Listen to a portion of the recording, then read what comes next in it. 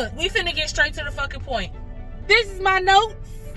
We got a lot to comb through, so let's fucking do it. A lot of people, when I talk about psychedelic mushrooms, they want to talk about, oh, you a crackhead. Oh, you this, you that. Okay, I'm a crackhead. Cool. This video, I want to talk about different drugs and what they do to your body. Because a lot of people ask me, like, why shrooms? Why not something else? First of all, generally speaking, the only something else I would ever do is weed. Did that already. Been there, done that. It's cool. You know, if I get to a point where I change my mind, be like, you know what, I have a blunt here and there, then maybe. But no, people is lacing it with too much shit. Starting to lace weed with rat poison to get you higher. That's giving real crackhead vibes. You know what I'm saying? Like, motherfuckers is putting weed in a lab. It's a little bit too fucking sticky. However, I have compiled a list, and there are a few things that I have broken this down into: the substance, the reaction to the body, and the effects of that substance over time. There are 3 things that I'm going to explain before I dive into these 14 drugs that I have on this list. And these are just like most popular things. It's not every single drug that there is, but the things that are the most popular, the shit that motherfuckers do. And yeah, so let's do this. First of all, I want to explain consumption. Almost everything on this list can be consumed by either snorting it, smoking it, injecting it, swallowing it, drinking it, or eating it. Me personally, why shrooms? Why not something else? Because, bitch, I'm not shooting up shit. I'm not snorting shit. I'm not rubbing nothing on my damn gum. You got me at eating it. I eat it. I'll drink it, you know. But we talking about shooting up? No thanks. Snorting? No thanks. Smoking it? Possibly. I used to smoke weed, so that's cool. But we talk about pipes and spoons and flames. No. Syringe, hell no. Fuck that. Tourniquet. Gotta tighten the shit on my... No. Absolutely not. I love my skin too much. I don't want to keep on poking holes through it. So, yeah, there's that. The second thing I want to talk about is depletion. When you consume certain drugs, their effects on your body can cause depletion. Depletion in a lot of things: your senses, your motor skills, your cognitive ability to do things, your organs, your ability to produce natural chemicals in your body. They will deplete your body so much to the point that your body will just be like, you know what, fuck this. You taking this drug that's causing us to overproduce something, we're going to stop producing it altogether because you're using something artificially that's doing it for you, so you don't need us. We're not going to do it at all. And that's kind of how the cycle of addiction starts, because you want to feel the release of things like dopamine, serotonin, and adrenaline. Okay, so we talked about consumption, we talked about depletion. The last thing that I want to explain, and this is kind of a group, I'm going to explain neurotransmitters, receptors, dopamine, serotonin, glutamate, adrenaline, and their relationship to pain, oxygen, blood, and your brain. So there's a few things. Neurotransmitters. There are different neurotransmitters for everything. Neuro meaning brain, right? Transmitter, it means it is the transporter of information. It is the motherfucker that's like, hey, get in, we're going for a ride, right? Okay, your neurotransmitters, the things that communicate with other parts of your body and your brain. That's the first part. Receptors. Receptors are kind of like the doorway to that part of the body or that part of the brain. So imagine that you have to go through a turnstile. Okay, we drive in this car, but we got to go through a toll road, or we got to go through like a, you know, some type of gateway. We got to pay, you know, a ticket at the, you know, got to go through a little parking structure that got a thing that lift up and go down, but you got to get a ticket first, right? Kind of think about your receptor as that. Receptors can be stimulated. Receptors can have things that bind to them because they are kind of like sockets. They're kind of like electrical sockets, right? So things can plug into them, they can connect to them, they can send information just like sockets send electricity. So think about it like that. I will also put visuals in here to kind of connect the dots, because I know some people are visual learners, and even though I'm telling you about this and some people are auditory learners that can still follow along, I still want you all to have a good visual. Dopamine, serotonin, glutamate, and adrenaline. Those are all different things that release in your body when things happen, right? Serotonin is the natural chemical that your body produces when you're happy. Y'all know what adrenaline is. You know, when you're doing shit that give you a rush. That's the adrenaline, right? Dopamine is what is released in your body when you are trying to regulate pain, regulate your mood, and noticed one other thing that dopamine does. Hold on, I wrote it down here somewhere. Yeah, we'll get to it somewhere, but dopamine, that. And the last thing, the relationship to pain, oxygen, blood, and the brain. A lot of these drugs, they have a relationship to pain. So like opiates, your lean, your fentanyl, coke to a degree, and heroin, for sure.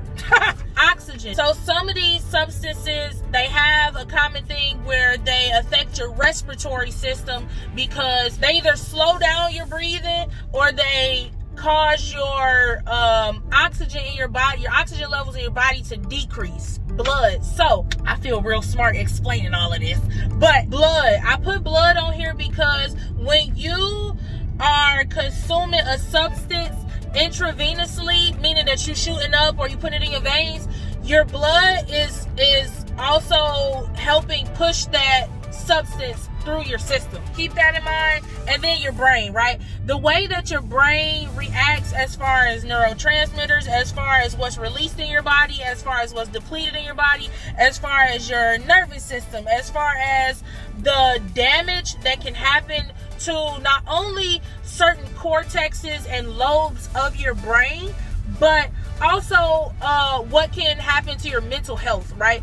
A lot of these drugs, they impair your cognitive abilities, they impair motor skills, and when your brain starts deteriorating, your nervous system starts deteriorating, you can't really feel pain and you're not really releasing naturally these chemicals in your body that you need in order to regulate things like mood, emotion, pain, happiness. They lead to things like addiction and depression and organ failure. So I want y'all to keep those general things in mind. Now let's start combing through these drugas. Number one, cocaine, right? Cocaine has a relationship with dopamine. In order for you to feel the effects, it can be anywhere from 8 seconds to 10 minutes. Well, it can last 8 seconds to 10 minutes, right?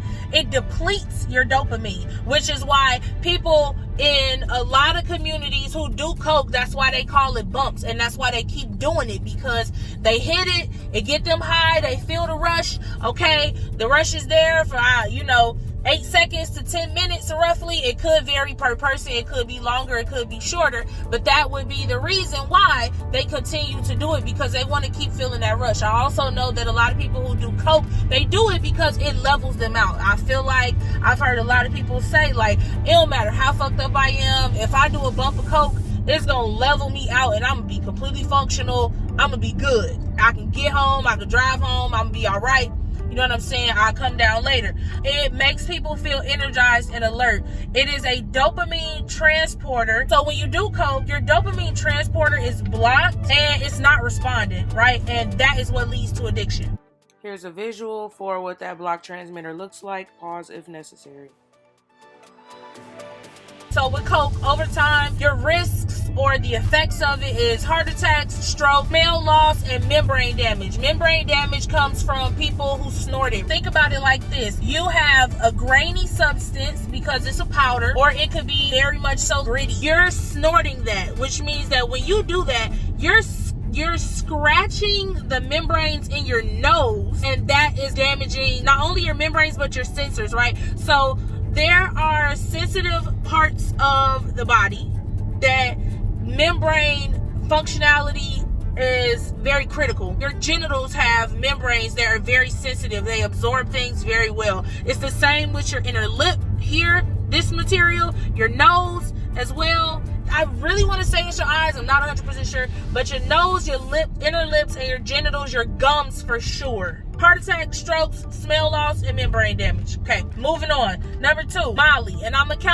Molly is kind of a 2-for-1, because Molly and ecstasy are pretty much the same thing, except ecstasy is modified Molly. MDMA, also known as Molly, plus amphetamines or caffeine is then turned into ecstasy, right? So I want y'all to think about it like this. When people, and they step on it, right? They mixing it with baking soda, right? Now it becomes something else. So it was cocaine at first. Now it's crack cocaine, because you done cooked it down. Now it's just solid ass rock. You know what I'm saying? Okay, Molly, MDMA, ecstasy, that's the relationship, right? When you add something to it, it becomes something else. That's the first part. What this does is that, and I remember this so specifically, so ecstasy or Ecstasy and Molly have a relationship with your serotonin, right? It is called the happy drug because it causes an overflow of serotonin, right? So let's say before you took this, you was at 30 Legos worth of serotonin in your body that's naturally being produced, right? But then you take this Molly, you do this X, and now you got 70 Legos worth of serotonin that's now flowing through your body. You feel happy as shit. You on top of the world. You floating. It's a party drug because everybody in this bitch happy as hell, right? Okay, cool. However, it can keep you up for 3 to 8 hours, and because of this extreme increase in serotonin, that's kind of what can lead to depression, right? So at first you was at 30 Legos, you did the Molly or the X, now you up to 70 Legos, you feel on top of the world, right? So then when it wears off, now you back to 30 Legos and you like, fuck man, I feel sad. And it's like, no, you're not actually sad. What you are is back to normal, and what you're feeling is the difference in the number of serotonin Legos that you have in your body. So it's like, fuck, I was at 70, I feel good as fuck. Now I'm back to 30, like, damn, man, I feel sad. So now your body's trying to not only regulate and get back to normal serotonin-wise, but now mentally, you're trying to, like, balance that as well, and you're also trying to get back as well, right? Addiction comes in where people are always chasing that. However, the good thing about ecstasy is that it is the only instant-acting, non-sedating anxiolytic. So pretty much, it's an antidepressant that's instant-acting, and it don't make you feel like a zombie. So that's the good part about it. A lot of people like to talk about that, but there is an addictive nature to it. So it's kind of like, okay, I might not be depressed, but I might be addicted. All right, fuck.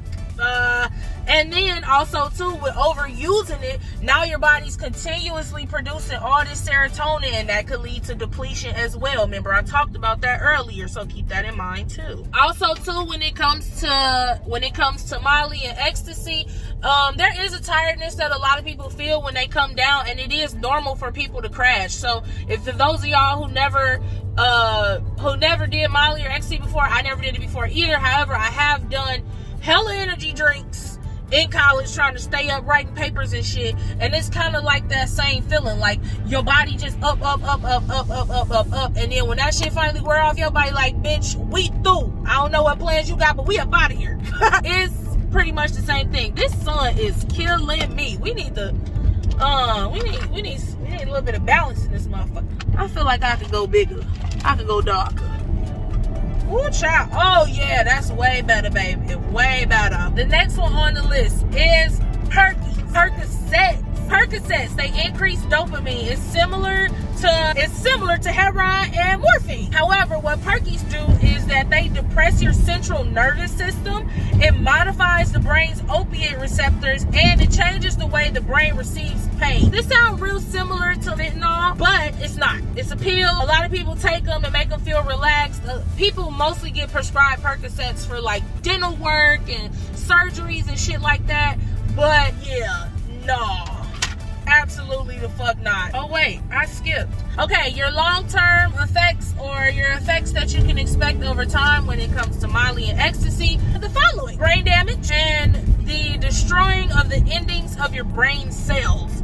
So, yeah, I mean, you're gonna be happy as shit, but you overflooding all this serotonin, you fucking up the endings of your receptors and your brain cells as well, and that can lead to brain damage. So yeah, you're gonna be happy, but over time, you keep doing that shit, you might be a little dumb and dysfunctional. Percocets have a relationship with dopamine, and what it does is it increases it, right? Similar to heroin and morphine, as far as the effects and as far as pain. But what it actually does is it depresses your central nervous system, and it modifies the brain's opiate receptors to change the way that the brain perceives pain. Yeah, so you ain't gonna feel shit. You ain't gonna feel shit at all. You're gonna feel great. A lot of people want to feel great. However, over time, Percocets can cause liver damage. There is a possibility of overdosing because it is a pill, and if you do too much of it, it will damage your shit up, and you can die. Death is possible, brain damage again, and addiction. So, yeah, take your chances with Perkies if you want to. I mean, hell yeah, you're gonna feel relaxed as fuck. But you might be dead or addicted if you keep doing it. Next on the list, alcohol, because alcohol is a substance. Alcohol is a substance. So there's a few things. In order for you to get drunk, what alcohol does in your body is that it dehydrates your fat cells. So when your body is like, oh my God, I'm hungry, I'm looking for some food, and you like, no, fuck this, we turning up, let's take a shot, it's shot o'clock. Yeah, you take that shot and it's dehydrating that fat cell, so now you don't have nothing down there to absorb this alcohol. So now we're getting drunk. We all know that alcohol could tear up your goddamn liver. We know that alcohol poisoning is real. Alcoholism is real. However, shameless plug, alcoholism and psychedelic mushrooms is a thing. I talked about that already. I'm gonna link that video so y'all can go look at it again in case you missed it or in case you're new.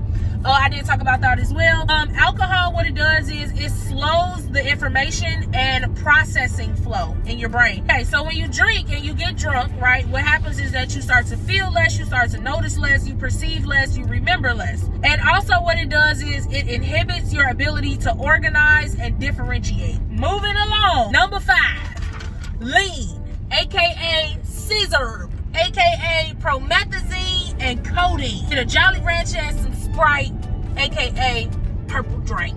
When it comes to lean is also an opiate, but what lean specifically does is that it slows your brain activity and it impacts your nervous system, which is why people be sluggish. It's the reason why they go to sleep. It's the reason why they slow down. It's the reason why they be like a fucking zombie. It's the reason why they be like a fiend. Opiates, as we all know, are also very addicting. Another thing that people really don't talk about when it comes to lean does have the possibility of hallucinations, and it can also cause very vivid dreaming. So some people like that aspect of it. Again, I ain't never tried it, not interested in it. I don't like cough syrup, so yeah, there's that. But then your effects over time and what it could do to your body. So there is a possibility of overdosing, blurred vision, sexual dysfunction, infertility, and having a hard time with hormone production and respiratory complications from this shit, because you got to remember that it's a cough syrup, right? Too much of anything is not good.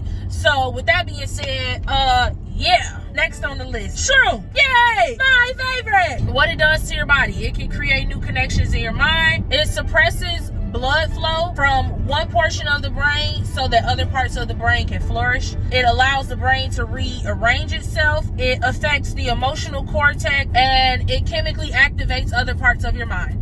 Over time, the negative effects over time could be possible nightmares. Psychosis is possible as well. There is a thing that I have talked about in some of my other videos. It's called drug-induced psychosis. To some people who already are pre-exposed to schizophrenia, it can trigger a psychotic break. Moving along, acid. The first thing that I want to be very clear about when it comes to acid is that acid can show up in a drug test. Acid was made in a lab.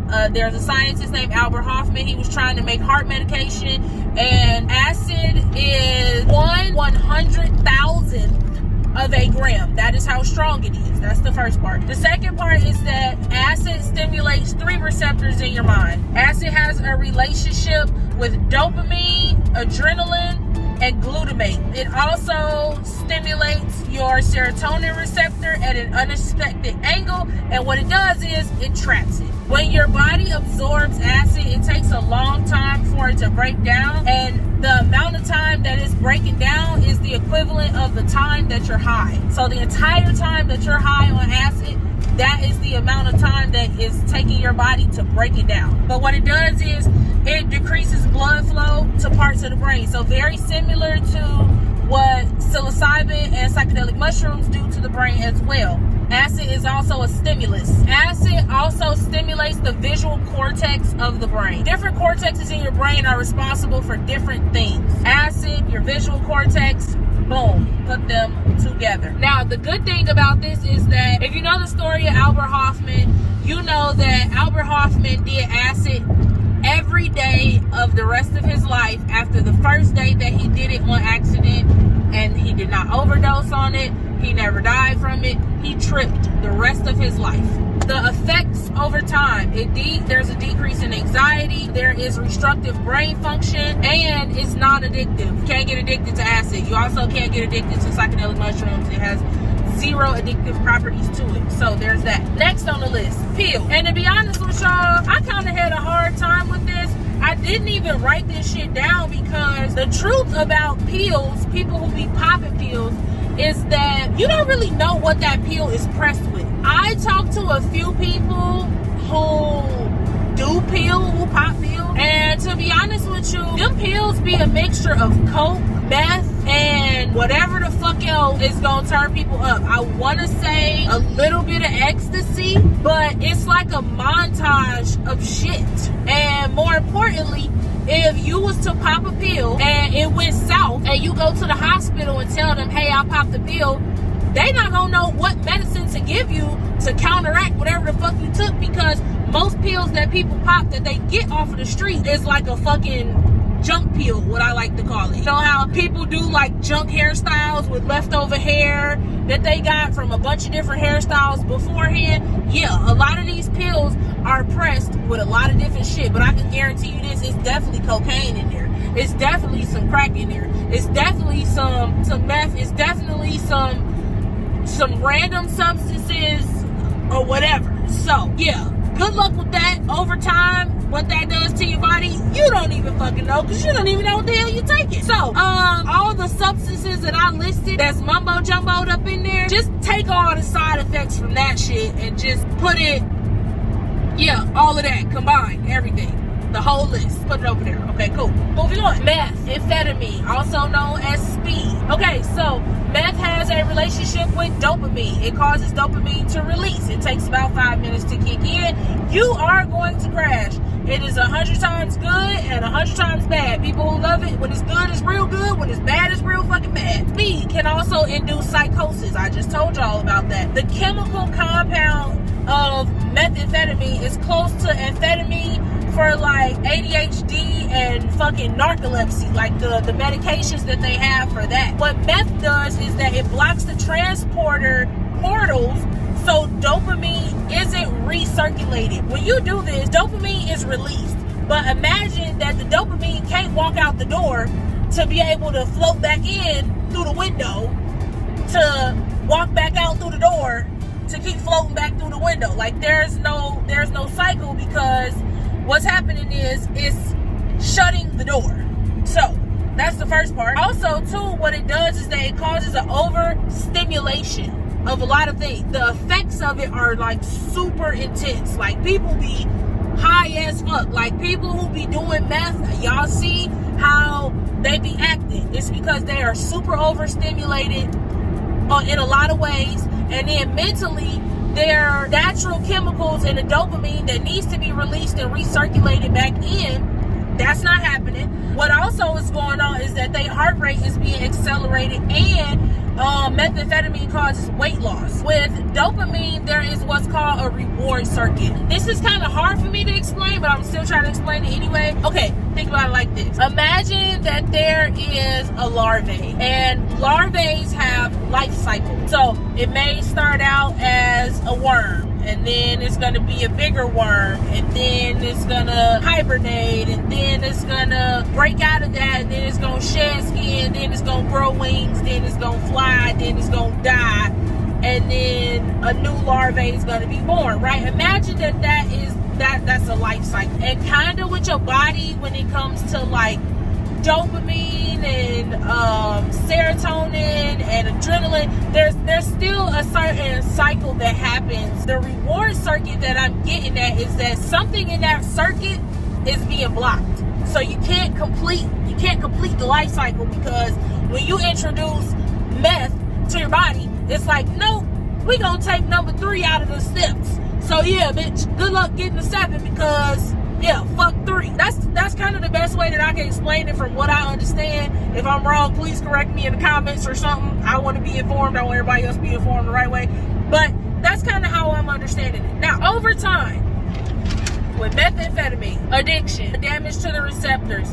When those receptors are damaged, it takes on average about 14 months to repair. And that's if the person who's using were to stop. Depression, death, psychosis, seizures, strokes, and organ failure. Those are your effects over time. Next on the list, weed. THC resembles a natural transmitter in your mind. It's called anandamide. And what happens when you smoke weed is that the ends of your neurons, they keep firing. Dopamine and norepinephrine are the active things that are having a party in your body when you smoke, and that leads to euphoria, relaxation, pain modulation. It's an enhancement of experience, and it also includes anxiety, which is why I keep telling y'all about drug-induced psychosis when your mind kind of go on a loop. That is a possibility when you smoke weed. Over time, lung damage increases depression, respiratory issues, psychosis, and schizophrenia, also aging. And I'm gonna throw this in here too. You motherfuckers who be smoking and don't be brushing y'all teeth, yeah, that tobacco, if y'all not smoking like clean papers, or you not using a bowl or a one hitter or something, yeah, all that tobacco on your teeth, terrible, fucking up your gums, and y'all breath smell like the back of Red Lobster. Yeah, hell that. That's a long-term effect. Motherfucking gingivitis and shit. Yeah, nasty little motherfuckers. All right, moving on. Fentanyl. Where I write this down there, because I know this section big as hell. Fentanyl is a what? Opiate. It is an opiate. Keep telling y'all these opiates is a motherfucker. What it does is that fentanyl binds to the body's opiate receptors, right? And that is what regulates pain in your body. People feel extreme happiness. It increases the supplementary motor area and your prefrontal cortex. It's used to supplement sedatives and relieve pain. But the thing is, fentanyl impairs your breathing 4 minutes before there's any change to your alertness. This fentanyl list over time is very long for that exact reason. Let me give y'all this list. Death, a coma, constipation, sedation, addiction, respiratory depression, and arrest. Unconsciousness, chronic depression, an inability to experience pleasure, a decrease in your motor skills, there's a cognitive decline, memory loss, and it stops your breathing. A lot of people die and overdose from fentanyl just because of that thing, that exact reason that I just gave y'all. It slows your breathing 4 minutes before you feel a difference. So by the time that people finna overdose and pass out and die from the shit, they don't even feel it. So, yeah, that's your effects over time. All right, moving on. Heroin. Heroin. It is a what? Opiate. Another one. Yeah. So what it does is it binds to your dopamine receptors and your other neurotransmitters. It is a synthetic opiate that causes the brain to not produce its own dopamine. Remember I told y'all earlier about depletion? This is it. When that happens, your body's like, okay, we already make our own, but you giving us a synthetic, you don't need us. We don't gotta make no more because you putting this shit in here. We good. Like, I don't gotta make it. Fuck it. You just gave us the cheat code. Why do I need to make more and you're already giving us what we need? So your body's gonna stop producing it. However, when that happens, your brain is going to stop producing other chemicals in your body as well. So your brain is going to decrease other neurotransmitters like serotonin, and that's going to be because of the artificial release that's going on. The only way that I could really think to break this down is kind of like the relationship with women's bodies and birth control. Or think about it like this: when you crash diet, I don't know if y'all know what that is, but it's a way of like tricking your body. So some people will crash diet where they'll like do 2 a days, they'll drink a whole lot of water, they'll decrease the amount of food that they eat, and their calorie intake is low as fuck, and they lose a whole bunch of weight real fast. It's kind of like that. Like when you start introducing synthetics, your body be like, oh yeah, you doing the work for us, we cool, like I don't gotta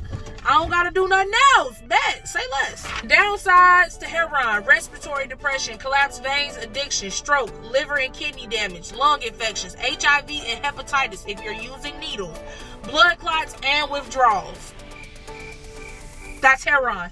Okay, moving on. DMT. Now, this one's interesting to me. It works by blocking the action of serotonin in the brain. And what that does is it regulates your mood, your digestion, and your sleep. DMT comes from animals like tree frogs, fish, sea sponges. It is a non-selective agonist at the serotonin receptors, which means DMT acts on one or more receptors. Those receptors are dopamine and adrenaline, and what DMT does is it inhibits them. If you smoke DMT, the effects are immediate, and drinking it takes longer, and you peak at 2 to 3 hours. Now, yo side effects over time from DMT: persistent psychosis, confusion, seizures, loss of muscle coordination, a coma, respiratory arrest, and memory loss. So, out of these 14 drugs that we just combed through very thoroughly, let me make sure I ain't missed nothing. No, I think I pretty much covered everything. I didn't talk about ketamine. I didn't talk about ayahuasca. I didn't talk about peyote because those are they're not as common. A lot of people aren't really doing that for real. Ketamine kinda is in there, but yeah, nah, niggas not really doing ketamine for real. However, I said all this to say, one, this video was not to convince you of anything. It was to simply provide the facts. A lot of people ask me, why shrooms? Why not nothing else? That list I just gave y'all, what the fuck other option do I got? What other suitable option do I have? Also, too, I want y'all to look at this. Do you see this? These are a list of drugs, substances, and the risk to the user, the risk to society. And I want y'all to pay attention to this one at the bottom. What that say? Mushrooms! Because when I be telling y'all that psychedelic mushrooms is the safest drug that you can do, this is what I mean. Out of all these side effects that I just listed off of this, you know how much I sat on YouTube and scarfed through journals and articles about drugs to be able to compile this list for y'all with everything on here. I care about y'all being informed. Anything I gotta poke, snort, child, fuck no. That eliminates a lot of shit right there. I'm cool on opiates. I'm cool on anything that I can be addicted to. I'm cool on anything that's gonna cause me brain or organ damage. And so that's really why I like psychedelic mushrooms. Plus the benefit is very much so mental, and I like that. I hope that y'all enjoyed this video and that I made it crystal clear to y'all about what you're putting in your body and what's happening to your body when you put things in your body. Always remember that if you have questions, reach out. Don't ever hesitate to do your research. And if people out here telling you to just try shit, no. If you didn't know what drugs was doing to your brain, your body, your mind, your blood, and your receptors and your organs before, now you know. You have zero excuse to not be informed. Always remember, if you want to show your girl some love, I got a Amazon wish list. You can go ahead and spoil your cousin with some mushroom gear. I done put everything on there. It's joggers on there, it's hats, it's jewelry, it's buttons, it's patches, everything that I like, that I would like. If you want to spoil me, it's on the list. I will put it in the description box below. You can also find the link to this wish list on my Instagram. It is linked with my latest YouTube video link as well. As always, if you like this video, go ahead and give it a thumbs up. Comment, like, and subscribe, and I will catch y'all on the flip side. Peace out!